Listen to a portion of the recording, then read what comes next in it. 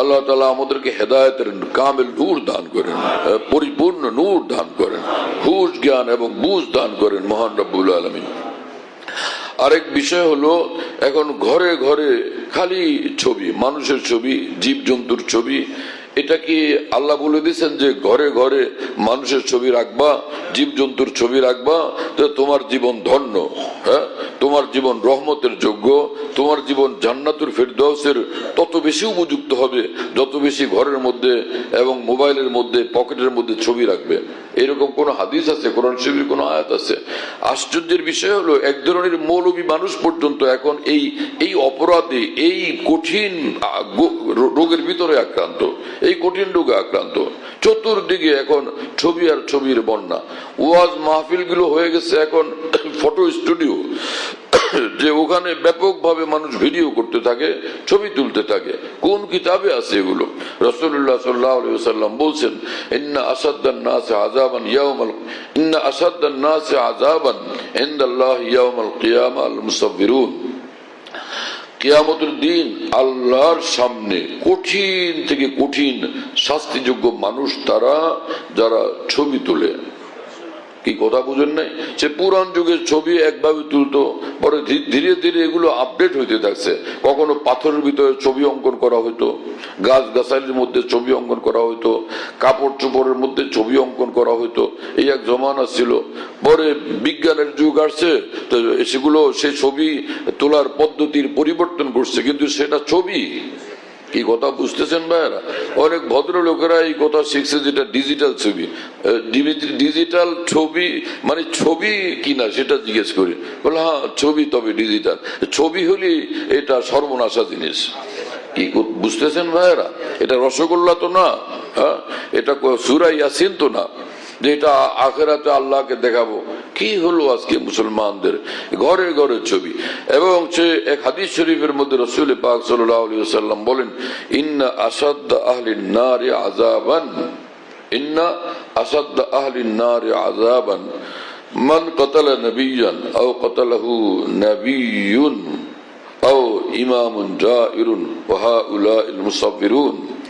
যে জাহান্নামে নিক্ষিপ্ত হবে, এবং জাহান্নামে নিক্ষিপ্ত হওয়ার পরে জাহান্নামীদের মধ্যে যারা কঠিন থেকে কঠিনতর শাস্তি যাদের হবে, তাদের মধ্যে এই সকল মানুষগুলো, এক হলো যে কোনো নবীকে হত্যাকারী, আরেকজন নবীর হাতে যে নিহত হয়েছে।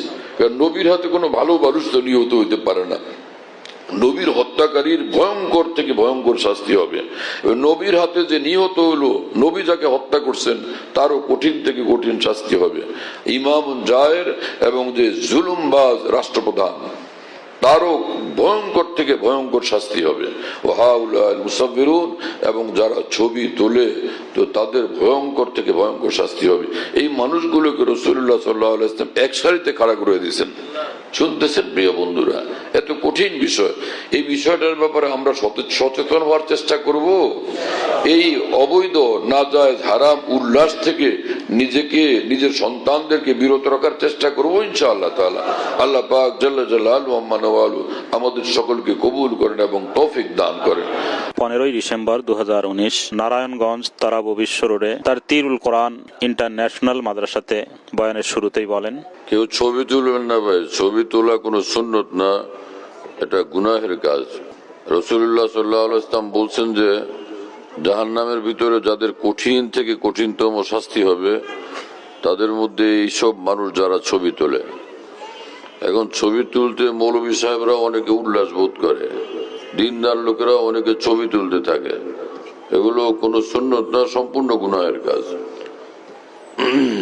কেউ ছবি তুলবেন না এবং ভিডিও করবেন না। দিনের কাজ করা উচিত। এটা কোন দিনের কাজ? 11 মিনিট 20 সেকেন্ড পর বলেন, ভাই আপনি কি ছবি তোলেন না কি করেন? ছবি তুলতেছেন, কথা বলে না, ছবি তুলতেছেন। কি করে হইল মানুষটা এখানে পিছনে দাঁড়ায়?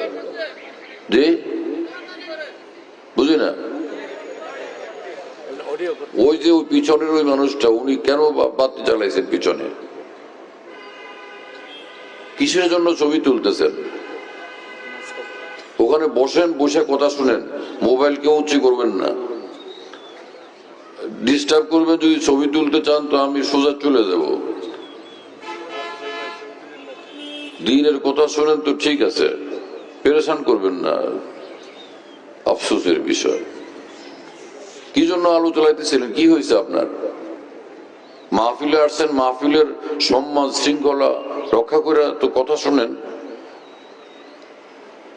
দিনই মাহফিল, এটার ইজ্জত রক্ষা, সম্মান রক্ষা, আদব রক্ষা কি কর্তব্য না? সেই বিষয়টা কেন খেয়াল থাকে না? পানি দাও থোড়া সা। মানুষগুলো মাহফিলকে বানাইছে সিনেমা হল। অনেক জায়গাতে এই অবস্থা করতেছে, মাহফিলকে ইমানের মাহফিল ডাকে নেই, নূরের মাহফিল ডাকে নেই, সিনেমা হলের মতো বানানোর একটা এইরকম অবস্থা চলতেছে এখন। সিনেমা হলের মজা কি কোরআন শরীফের মধ্যে পাওয়া যাবে? নাউজুবিল্লাহ। হ্যাঁ, সিনেমা হলের মজা সেজদার মধ্যে পাওয়া যাবে? এতো মাহফিল তো খালেস দিনই বিষয়, যেটা আমার জীবনকে আলোকিত করবে, আমার আখিরাতের জন্য সম্পদ হবে। সেখানে ডিস্টার্ব করা, বিশৃঙ্খলা করা, সেখানে ছবি তোলার মহড়া দেওয়া, এটা কোন ইসলাম, কোন সুন্নত তরিকা? যারা এরকম নির্ভেজাল মাহফিল করতে না পারেন, তাদের মাহফিল করার দরকার কি? নিজের উল্লাস করার জন্য মাহফিল করা?